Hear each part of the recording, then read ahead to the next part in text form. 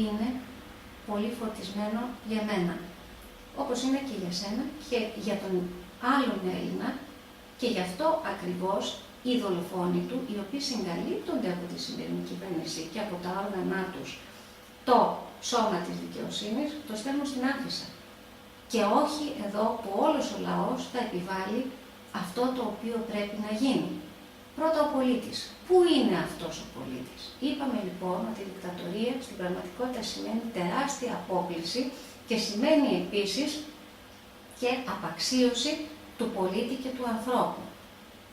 Πού είναι τα δικαιώματα του πολίτη Γρηγορόπουλου? Πού είναι τα δικαιώματα της μητέρας αυτής, η οποία έχασε το παιδί της από όργανα της τάξης, σε εισαγωγικά σαφέστατα, αλλά από τα όργανα του δικτατορικού καθεστώτος του Καραμαλή. Τι κάνει το δικτατορικό καθεστώς του Παπανδρέου? Στην ουσία καλύπτει, διότι και οι δύο είναι απλοί εντολοδόχοι των εντολέων τους, των εχόντων και κατεχόντων. Αυτών οι οποίοι στην πραγματικότητα κυβερνούν τον ελληνικό λαό εκ του ασφαλούς, των μεγαλοεπιχειρηματιών, των εφοπλιστών, των βιομηχάνων και επίσης και των ξένων συμφερόντων, οι οποίοι είναι εχθροί του ελληνικού έθνους. Άρα,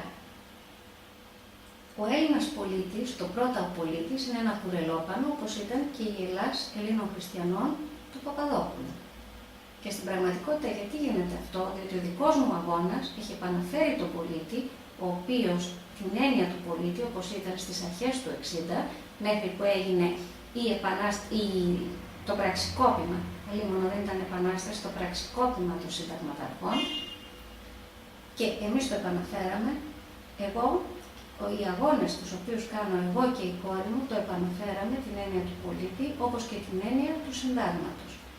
Και αυτό προσπαθεί και πάλι να το εξευτελίσει το Πασόκ του Παπανδρέου, λέγοντας πρώτα ο πολίτης. Λοιπόν, ο πολίτης είναι ο τελευταίος. Εγώ θα το αποδείξω επιστημονικά και από όλα τα έγγραφα που έχω μέχρι στιγμής, τα προσωπικά προς τον ίδιο τον Παπανδρέου και τους υπουργούς του, όσο και για τους προηγούμενους, οι οποίοι ήδη πρόκειται να δικαστούν για εσχάτη προδοσία. Εάν κοιτάξετε στις καταγγελίες που έχουμε στον ιστοχώρο μας, θα ενημερωθείτε για τα άδειμη των συγκεκριμένων υποθέσεων. Τι βλέπουμε στην πραγματικότητα? Ότι η ψαλίδα ανάμεσα στις κοινωνικές τάξεις έχει μεγαλώσει, η ανισότητα. Η αξία του πολίτη σαφώς και δεν υπάρχει και η ανισότητα είναι τεράστια. Παρουσιάζονται προπαγανδιστικά οι μισθοί των 400, 500, 600 και 700 ευρώ ως προνομιούχοι και τα άτομα τα οποία τους παίρνουν με εργασίες υλωτίες πραγματικά θεωρούνται ότι είναι ευνοούμενοι. Στην πραγματικότητα, εάν κάνουμε ένα γύρο στα καταστήματα της Κηφισιάς, θα δούμε ότι τα 400 και 500 ευρώ απλώς αγοράζουν ένα ζευγάρι παπούτσια από το κατάστημα του Καλοκύριου και του Γκάνου